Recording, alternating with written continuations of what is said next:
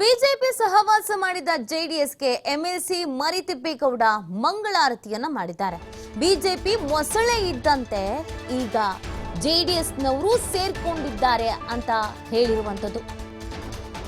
ಈಗ ಅದರ ಮೇಲೆ ನನ್ನ ಪಕ್ಷದ ನಾಯಕರು ಕೂಡ ಕೂತಿದ್ದಾರೆ ಅನ್ನುವಂತ ವಿಚಾರವನ್ನ ಅವರು ಹೇಳಿದ್ದಾರೆ. ಹಾಗೇನೆ ಅವರು ದಡ ಸೇರ್ತಾರೋ ಇಲ್ಲ, ಅದಕ್ಕೆ ಬಲಿ ಆಗ್ತಾರೋ ಗೊತ್ತಿಲ್ಲ.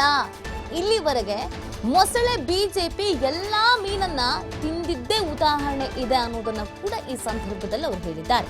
ನಮ್ಮ ಪಕ್ಷವನ್ನು ಒಳಗೊಂಡಂತೆ ಪ್ರಾದೇಶಿಕ ಪಕ್ಷವನ್ನ ಮುಗಿಸುವುದು ಗ್ಯಾರಂಟಿ. ನನಗೆ ಇದರ ಬಗ್ಗೆ ಬೇಸರ ಇದೆ.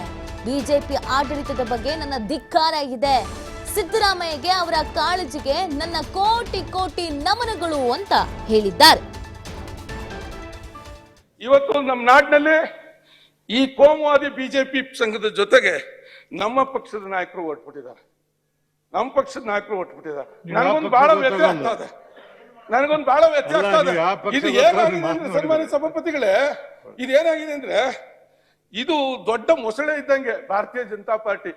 ಈಗ ನಮ್ಮ ನಾಯಕರು ಮೊಸಳೆ ಮೇಲೆ ಕೂತ್ಕೊಂಡು ನದಿನಲ್ಲಿ ಬಹಳಷ್ಟು ದೂರ ಹೊರಟೋಗ್ಬಿಟ್ಟಿದ್ದಾರೆ.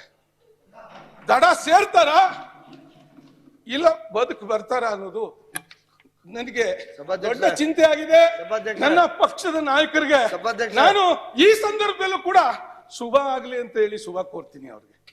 ಆದ್ರೆ ಬಿಜೆಪಿ ಸರ್ಕಾರ ದೊಡ್ಡ ಮೊಸಳೆ ಸರ್ಕಾರ ಯಾವುದೇ ಪ್ರಾದೇಶಿಕ ಪಕ್ಷವನ್ನ ಹಿಡ್ಕೊಂಡು ನುಂಕತದ ವಿನ ಅವುಗಳನ್ನ ಉದ್ಧಾರ ಮಾಡ್ತಕ್ಕಂತ ಕಾರ್ಯಕ್ರಮ ಭಾರತೀಯ ಜನತಾ ಪಾರ್ಟಿನಲ್ಲಿ ಇಲ್ಲ ಅಂತಕ್ಕಂಥದ್ದನ್ನ ನಾನು ಈ ಸಂದರ್ಭದಲ್ಲಿ ಹೇಳ್ತಾ, ಇವತ್ತು ನಮ್ಮ ನಾಡಿನಲ್ಲಿ